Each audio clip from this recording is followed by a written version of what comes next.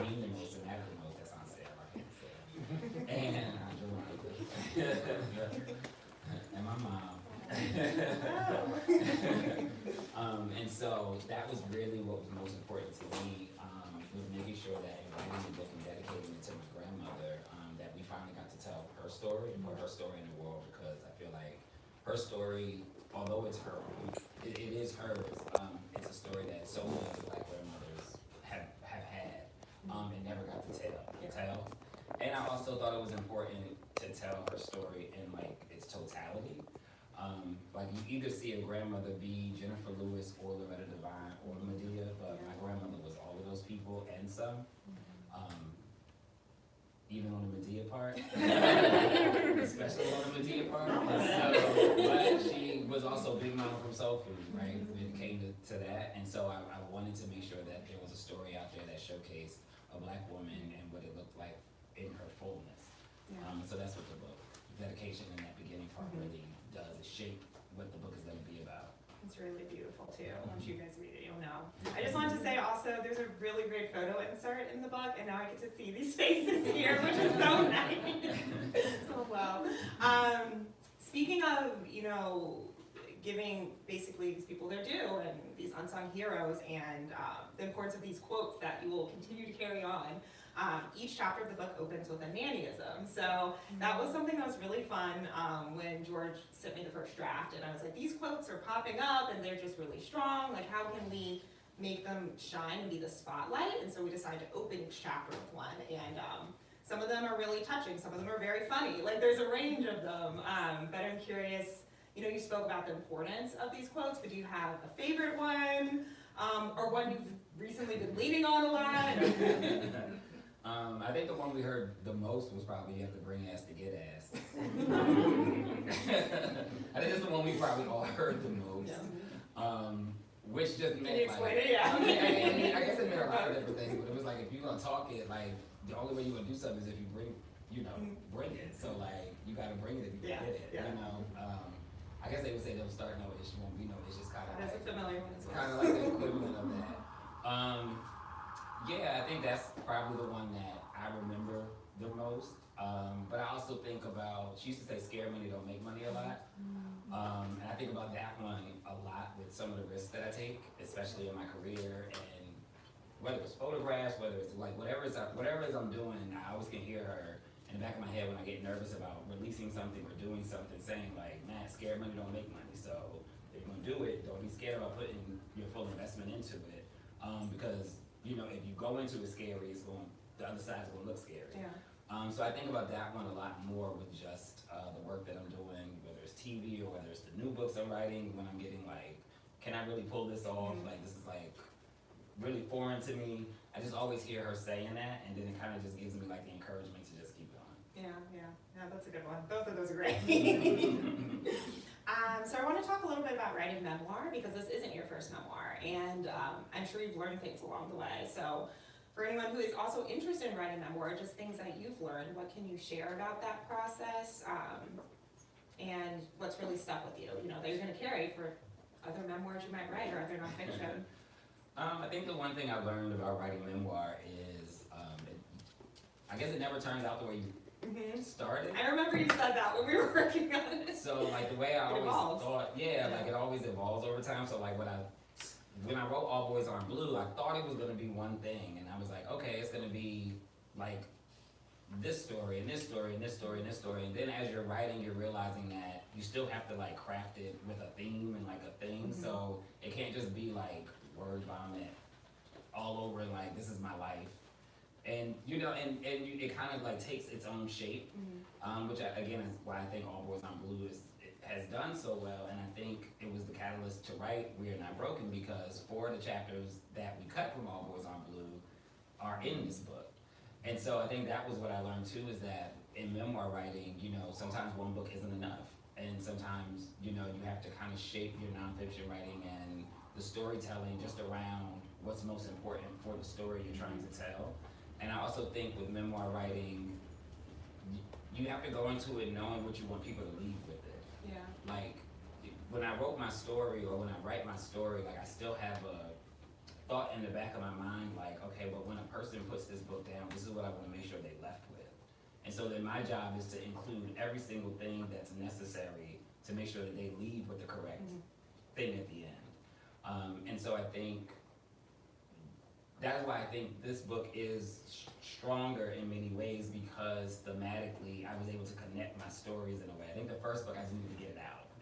But this time around, like, it's really connected and it's really tight, and it all goes together to make sense, so that you come out the end of the book, I think feeling like healed, I think feeling whole when you come out the end of I was this gonna book. say that because I think especially once you get to the end, and you mentioned this throughout, you never want to leave people in a place of darkness.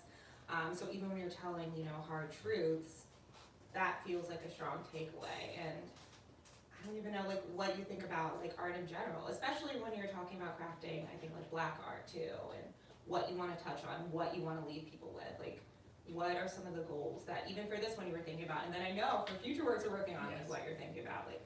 Yeah, I put it in this book. I don't now I'm blanking on what it's called. It's called the Hurston Walker test. Is exactly what. Oh yes. And it's basically Zora Neale Hurston and Alice Walker, but they call it the Hurston Walker test, and it's basically saying that even if you take people to a really, really dark place, you never leave them without the medicine to heal their wound.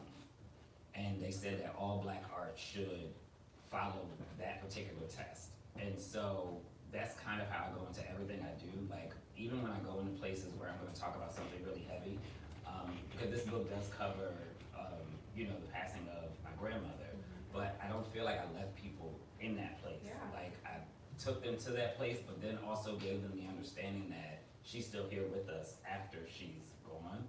And so even if people who are grieving the losses of people within their family read this book, I think it gives them tools still to, one, process that grief, but then two, come out of it on the other side knowing that they still have that person. Yeah. And that person never left. And so I think that's the main thing with my art, is just making sure that when a person comes out of it on the other end, that they're not coming out enraged or coming out even more angrier, but that they come out of it with, healing at the end of the day. Yeah, and I think you do that for Nanny and her story with the words, like with the Nannyisms, but you also do it definitely with memories. And so I wanted to also ask about, a memoir is built of these memories. What was that process of, gathering these memories, whether they were, things you clearly remembered, or family, asking, what was that info gathering process like? I have a pretty strong memory. Like, I think I've been pretty spot on with most of the storytelling. But I do text the family group chat. Like, when we were deciding which nannyisms to put in the book, that wasn't just my decision, that was a family decision. Okay. So we were all sharing the different ones. Because I think my mom gave us the one, I'm gonna shake everybody up in the bag. I love that one. And whichever one Falls out of you. That's who's ass a whooping first. Yes. I think my mother sent that one in. And so then there's one in there about water that my uncle sent in to me. And so, like, it was a family thing when we were coming up. So anytime I'm writing a book, I'm always like, well, how did this story go again?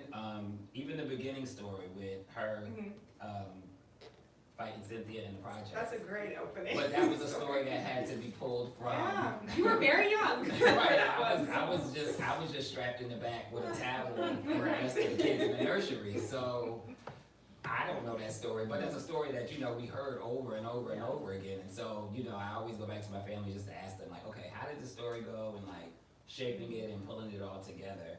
And then there will still be stories where people don't necessarily agree on it. Like today, we were going back and forth, me, Rasul, and Garrett. Oh, today? Like, Yeah, about who broke the table. And come on. Literally, this was like 2 hours before Garrett. I was like, I didn't break this. He was like, Rasul broke the table. And then Rasul was like, but it was with my bag. And Garrett was like, I don't know who broke the table, but I didn't break the things. So they were literally texting back and forth before I even got here just about those two stories. And so, but I remember how I remember, and I think they both broke the table. I think they do too.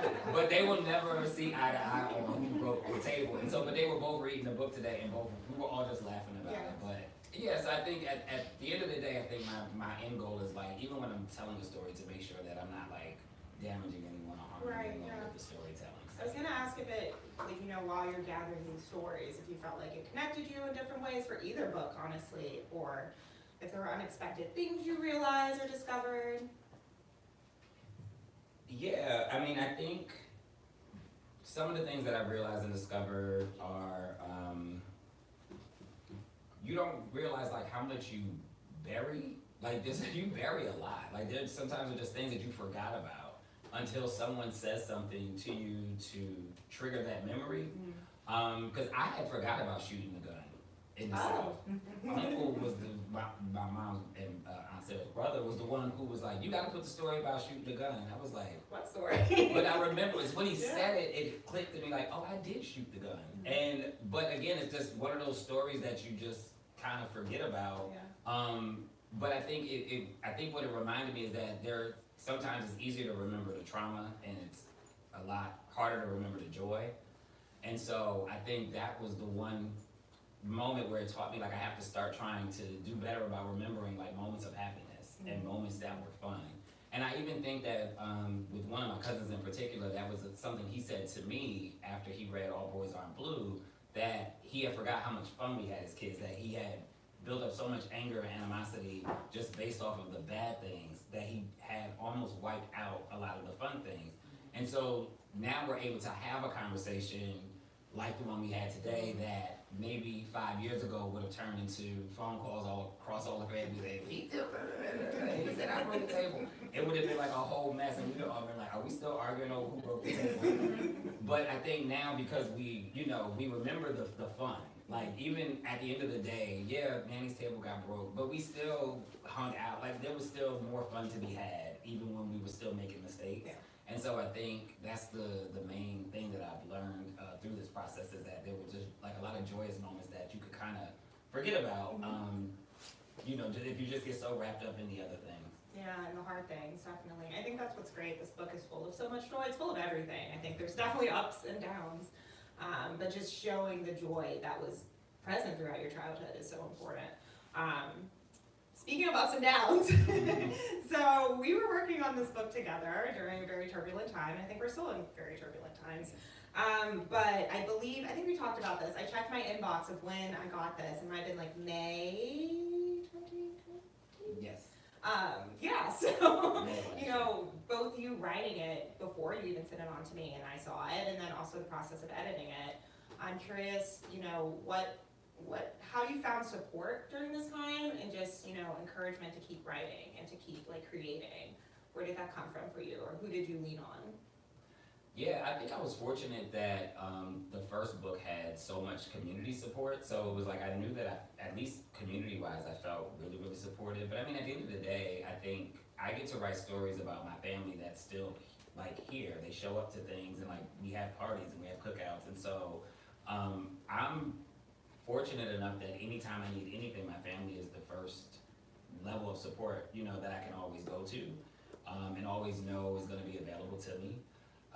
And I mean, it was really hard because 2020, so Nanny, had just passed 6 months prior to fully deciding that I was gonna do this book that was gonna incorporate a lot of her story.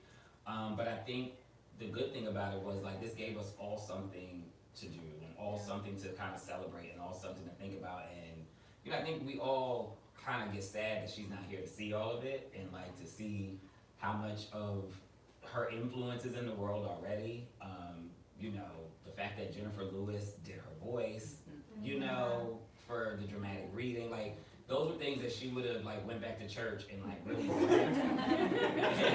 And, she would have went back to Mount Zion and really, really bragged on. Oh yeah. And she would have been trying to be sitting on Tamron Hall. And, anything I would have done, she would have. But she would have been there. She would have traveled. She would have done everything to be a part of the process. And she really deserved to be because she had just done so much good work in the world. And so I think that was, really the thing that kept me going was realizing that I was going to be able to put a story out in the world that would be here forever. And that she really deserved it because when you just think about how many lives she changed, and even at her funeral to see foster kids come to her funeral that she hadn't seen in decades, just find out that she was passing and show up at her funeral saying that she had changed their life, the trajectory of their lives. You know, like a person like that just doesn't deserve for that to be their final thing in the world. And so I think that was really what gave me the thing I needed to keep writing. Was because I really, really just believed that her story really, really belonged out here. And I think, you know, as people are getting the books and reading it, I think we'll see like a whole bunch of people start talking more about their grandmothers and those things. I mean, we did that mailing and it was like, what are your nannyisms? And I think it was a really cool mailing where, you know, we're sending out some notebooks and asking people what are, you know, your nannyisms, whether they're in your family members, words that have stuck with you. And I think that's what's really special. I even remember when you spoke at our company and our publisher, Little Brown Nick and Tingley, wrote an email and she was like, I just have to reach out to you, George, because I thought about my grandmother. And she told this like really wild story about her grandmother. It was really interesting, but it was so different than Annie's, but like you could see, you know, interesting parallels and just the way that people relate to it on their own with their own families. And I think you're right, it's exciting to see other people pick it up and what they're gonna remember about the people who they're close to too. So it's cool to see a book just kind of grow like that. I'm curious also, and I guess maybe I answered my own question, like what even were your like hopes when you're writing this? Obviously, you know, you have your hopes about the world knowing Annie and what she said, but did you even have like specific readers in mind, or like what were you thinking when you were really like digging in and putting it together? Yeah, I definitely had specific readers in mind. I think when we see how like black boys are just depicted in media and society, like there's just no books for us to pick up where you could see black boys who had adventure, who had love for one another, who, you know, without it being tied to just the trauma or tied to just violence, or, you know, it's like, it doesn't mean that those things didn't happen, but we just have a story that is full and it needs to be told in its fullness and in totality. And that was like what my ultimate goal was. Like every time I think about that movie, Stand By Me, with the 4 little white boys walking on the train tracks, like I'm like, it's just so funny because it's like I can never think of a movie with 4 little black boys in that same adventurous mindset or in that same adventurous world, but I grew up as one of the 4 who had that. And so I think that was really what I wanted to put back out there, was the fact that isn't the only depictions of us that exist, and it's like I want to tell stories that have always existed even if they've never been told. And so I just wanted to ensure that, you know, black boys who were like me and like my brother and like my cousins are able to pick up a book where they can see their faces on the book cover, and where they can, you know, feel seen before they even have to open the pages, and they can get into a book where like they can read about adventure and just all of the different things that they may deal with racism wise, and because it didn't negate that we had to deal with those things, but it just wasn't the totality of our story. And so that was who I really wanted to target, was like young black boys, but also I guess black men who may have felt like their childhood, you know, or like missing pieces of their childhood, and almost like help them to unravel and unlock the joy that they may have had that they may have suppressed. And I think, like I said, after having text messages with them today, I think it's doing what it needs to do. There's definitely a crossover audience there. I think, you know, when we were even thinking about the book as a publishing house, you know, there is a lot of readership for this. Like you said, it can reach out to the youth, to like the boys, like who are really young and need these, like this representation, need to see these stories. But you're right, it can reach out to adults too. You know, it's been missing for so long, so it's important to write it if you're not seeing it. I'm curious about, you know, you and your background, you know, both as an activist, as a journalist, like how do you feel that informs your writing, writing a memoir, your writing in general? How has that helped you? Yeah, Toni Morrison's quote is, you know, if there's a book that you want to read and it hasn't been written yet, then you must write it. And I think that's pretty much what I've just dedicated my life to do, is like, if there's something that I don't see in the world, but I know that it's still necessary to be out there, then I just put the onus upon myself to do it. With All Boys Aren't Blue, I just didn't feel like I had read a book like that, and so I was like, well, I'll write it. And then with this book, it was like, I just was thinking about like the whole grieving process and everything, and I was like, there are books on grief, but there aren't books that talk about like how Black families have to move on and how Black families have moved on as like units in a way. Even when one like even when a matriarch like leaves, like someone steps up almost and takes that place, and it's like a family system almost that still has to run and operate to ensure that everybody else is okay. And I was like, well, I haven't seen anything like that intersected with, I just hadn't seen anything just, telling like stories of joy for Black boys. And then I got asked to be in Black Boy Joy anthology. So it was just kind of like, oh, so we're gonna have like 2 books now that talk about Black boys and joy. Or the merrier. But that's great because clearly the anthology debuted at #1. So and it was a middle grade book. So I think that let the world know there really aren't enough stories like this. And so, realistically, it's like when I just don't see something out there, I try and put it out there. And so even with trying to create TV shows now and dramatic readings, I just don't see dramatic readings enough. And so I was like, well, then we'll get a little budget together and we'll create one. And now it's at film festivals. And so it's like there's always a space for us that we need to occupy. And so if I don't see us being seen or heard in that space, then I just feel like it's my duty to do that. Yeah, no, that's true.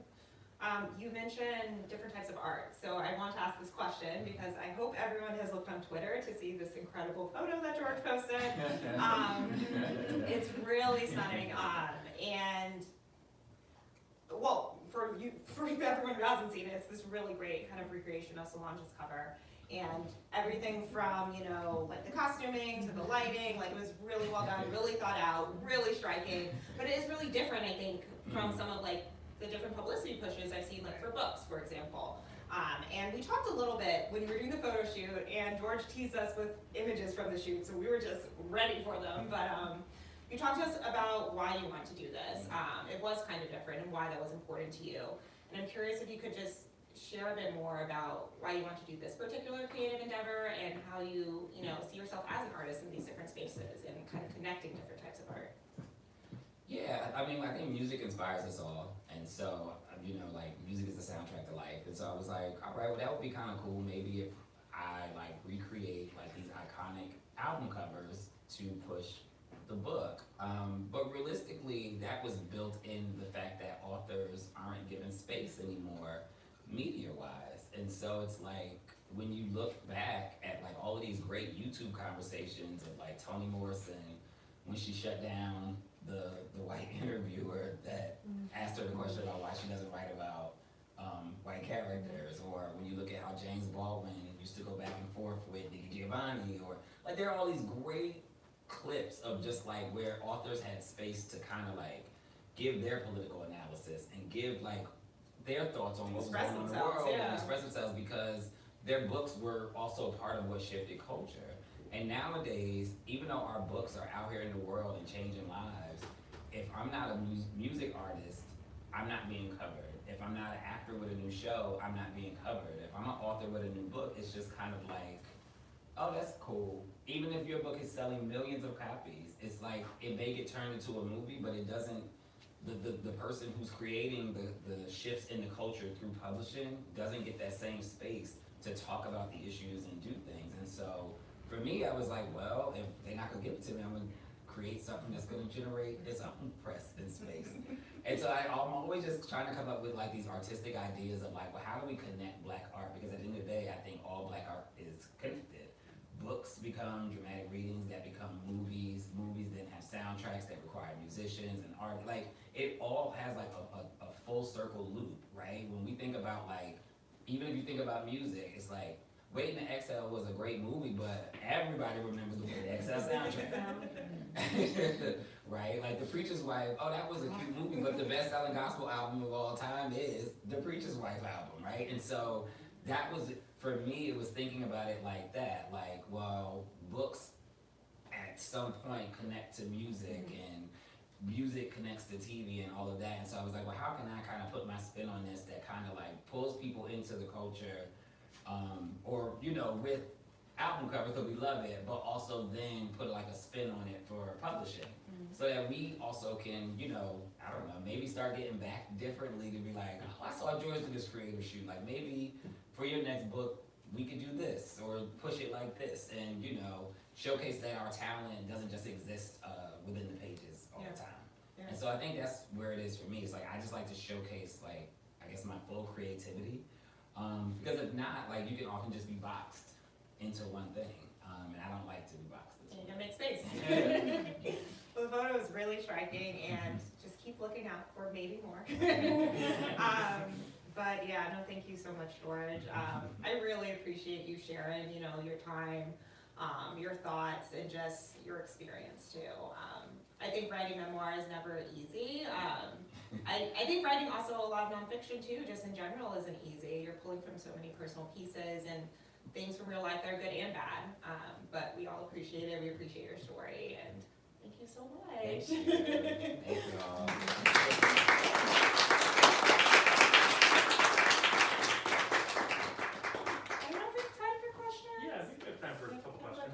If anyone has questions.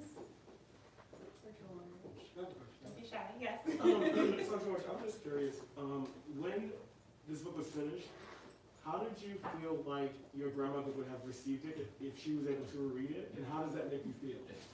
That's a good question. She would have, I mean, she would have been fine with it. I mean, that's the first thing, is she would have been fine with it. I think she would have probably, there would have been more stories though, probably from the South that were included. Like how they used to chase the chickens, cut their heads off. Like, she would tell us all of them stories, like growing up on the farm, and I think more of that would have been included. You know, or it would have been another book, or she would have said I had to write a separate book about her. Like a full book. Now I'm thinking, I'm like, she probably would have wanted a book about her. Just like her whole, like for a full book about her. But I think she would have been happy with it. I think she's happy with all of the things that I'm writing about and what I'm doing. Just to know her, she just was always fully supportive of all of us and everything that we did.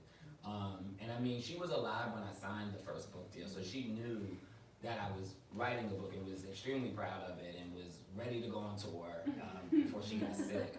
But I mean, we had planned, like, she was going on tour, and like she was gonna be a big part of it before she got sick. So I know with a book where her face is on the cover, we wouldn't have been able to keep her from any stage or any of the events. We would have swapped her faces. Yeah, she would have been, no, but she would have been very, very happy. Thank you. Yeah, in the back. So there's obviously a lot of love and support in your family. Do you feel ever like it's hard or scary to be so open and honest and vulnerable about these people that are so close to you? I'm like, maybe there isn't conflict in your family, but knowing like my family, I just feel like that must be a very like vulnerable for you process, and then also vulnerable for all the people you love. Yeah, no, I mean, I guess I don't write in a way to try and like demonize. Like, even like if I wrote about like, even in All Books Are Blue, I write about traumatic things that happen, you know, but I still write about it in a way with care and with love, to come out of the end, you know, like repaired and whole. So, and even like, cause I'll say like in the first book, I wrote about my dad and like my relationship with my dad and some things. And so I was nervous about him reading it, but after he read it, he didn't have no beef. He was really happy and proud. Like, he sent me a really lovely text message about it and everything. And so I think you just have to craft the story in a way that doesn't just look one-sided. Because it's like everybody plays a part in it. And the way I see stories isn't gonna be the way that the people see stories. So anytime I write stories about our family and stuff, I'm always trying to think 360, like, remember, this isn't just my angle view, it's everybody's angle view. And I think even when you read the new book, We Are Not Broken, like, you'll be able to tell that family had influence to ensure that the storytelling was good and was proper. And I also don't try and hide like what I'm writing, because I think that's what people run problems when they try and hide what they're about to talk about. I didn't hide what I was going to talk about. I talked about family first. Yeah, I just wanted to say thank you first off, because as like a young queer Black man, like just reading books like these are just. If I see George M. Johnson, I have to literally go on the shelf. This is like for me, right? But I just wanted to really quickly ask. You shared a TikTok kind of about the writer's block process and just getting out, or just like the process of getting out of writer's block. So with this story and this book in particular, were there any instances where you did experience writer's block or had trouble writing chapters or different stories?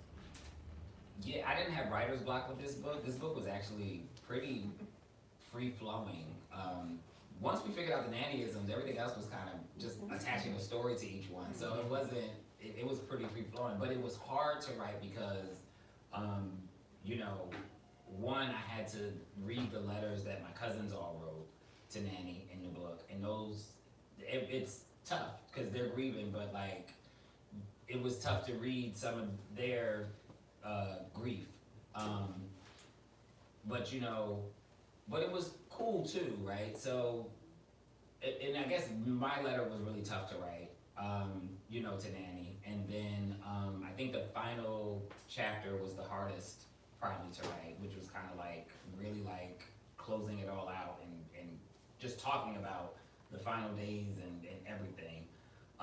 But I think for the most part, the book, I don't know, it felt anointed maybe, and so maybe it felt like it was right, like, and I just felt like I was in a really good place to write it, and yeah, I didn't have any blocks or There was a anything. point when I asked you, I was like, ooh, I think we need like a little more, and you were like, oh, there's plenty of stories, and you came back with more, yeah.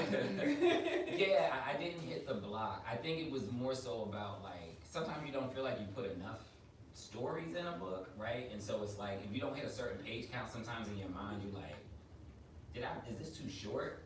But I think I'm growing to realize like, the right page count is the right page count, and whatever it is whatever it is. And so I'm glad that the book turned out the way it turned out with the stories that are in it, because I think they're all perfectly made for this book. So yeah, no writer's block, but it was tough to write it. Yeah, there were tough parts to write through, but yeah. Any other questions? Well, thank you, everyone. Thank you. Just so really quickly, we have copies of We Are Not Broken over at the desk where George will be signing. Yeah, you should start lining up if you want to get your book signed and personalized over there. Thank you all so much. Let's have another really big round of applause.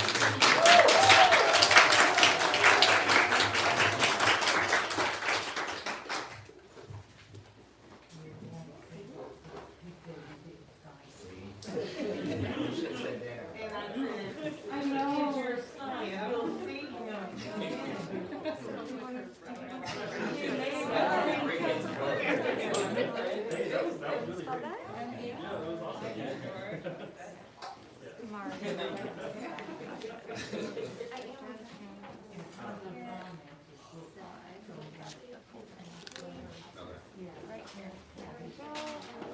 Were you getting that the first one?